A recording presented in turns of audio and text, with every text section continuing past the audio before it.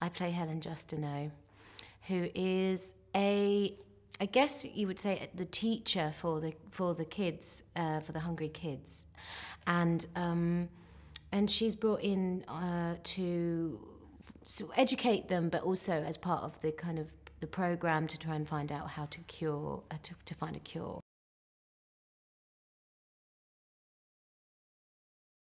We start the film seeing me teaching the kids and understanding that they have creative ability, compassion, love, can feel love. So I am the first character to really understand that these children aren't, that really are, they're just as worthy, if not more worthy, than human beings.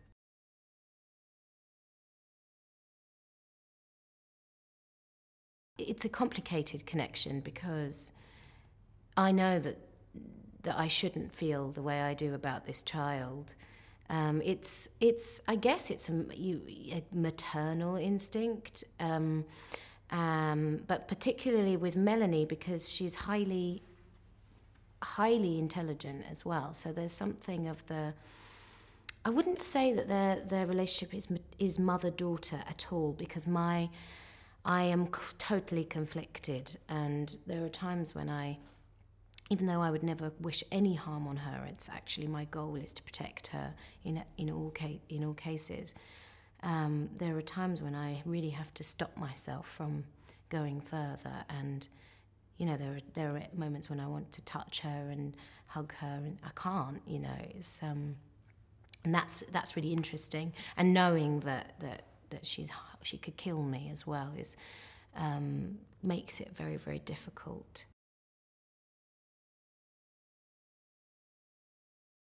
Human beings are meant to love, and so she completely falls in love with Melanie, and I think if she had lost someone very important to her before, it's like putting love into something else. And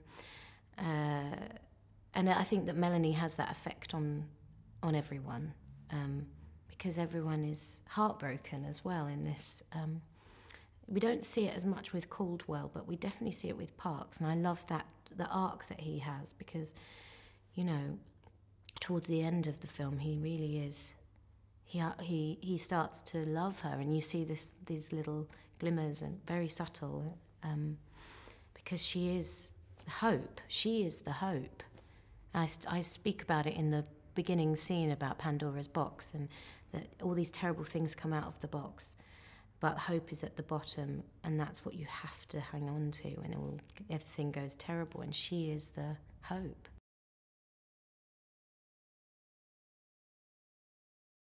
I read it and I just was transported. I don't usually like this type of genre type movie, but it doesn't feel like that to me. It felt like a character story, and I loved how all of the characters seemed sexless in a way, apart from Justineau, obviously, because of this maternal, but Parks could have been a woman, and Caldwell could have been a man, and Justineau could have been a man, and it was really, that's very refreshing for me to read.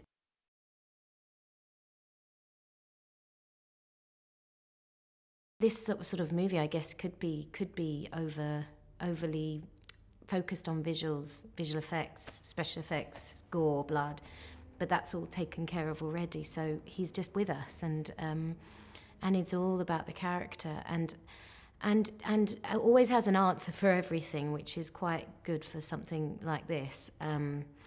It's just, you feel, all of us actors have all agreed that we just feel safe in his hands, and we know that he's got this film in his head, and we just trust him, and that's the biggest thing you want from a director, is that you trust them, and that you know that if it's not right, they'll go again, or if it's right, they've got it, they won't overdo it. He's really, really clear, and doesn't overshoot, which is great for energy.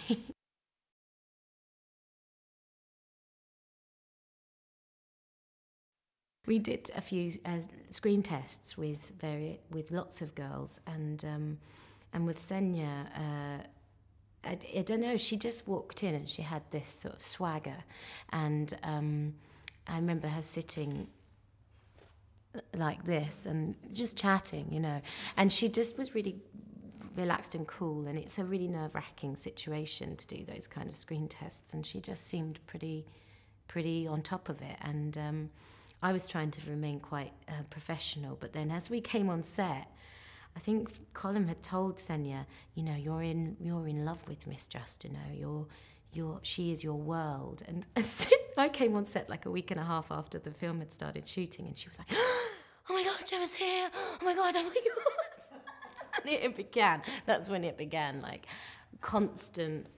And now we're at the end of the shoot. It's like we're pals, and it's really cool.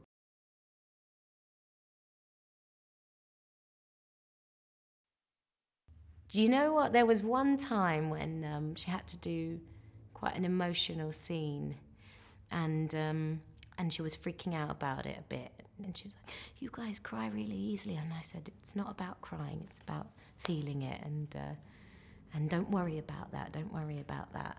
And but yeah, I mean, she doesn't. She's pretty kind of sorted, it seems to me. I mean, I'm amazed, to be honest with you. When I was that age, there's no way I'd be able to deal with all of that. And she's in practically every scene, and just, you know, got such an incredible energy and melts everybody, you know. She does, even Paddy. Even he was like, "Oh yeah, you're really adorable. I can't deal with it."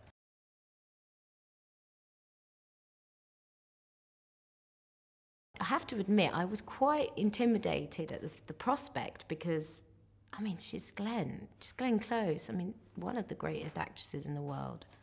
And I was thrilled when I found out I'd be working with her. And I remember on the first day, when I met her, I thought, oh, and she was just like, "Hey!" And she grabbed me and she was hugging me. And I was like, wow, she's so lovely.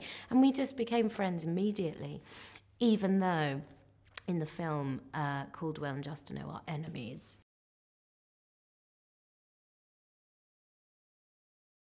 It was me, Glenn, and Anna Marina Marinka, and and we were all having this kind of great scene, and I thought, oh, this never happens, where three chicks are in a scene together and we're talking about science and things, and then one dies, and then it just never happens, and that's a credit to the script.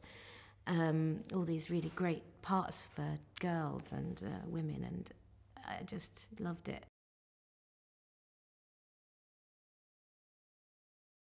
We're all so different.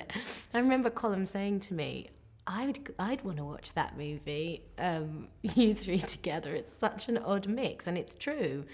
But I guess at the end of humanity, you don't kind of choose who you're going to hang out with. You just have to be with them. And I feel like that's how it is with the group that last. It's three people that wouldn't necessarily have any time for each other, forced to be together and survive, and then there's this little girl in the middle that kind of pulls them together in a weird way.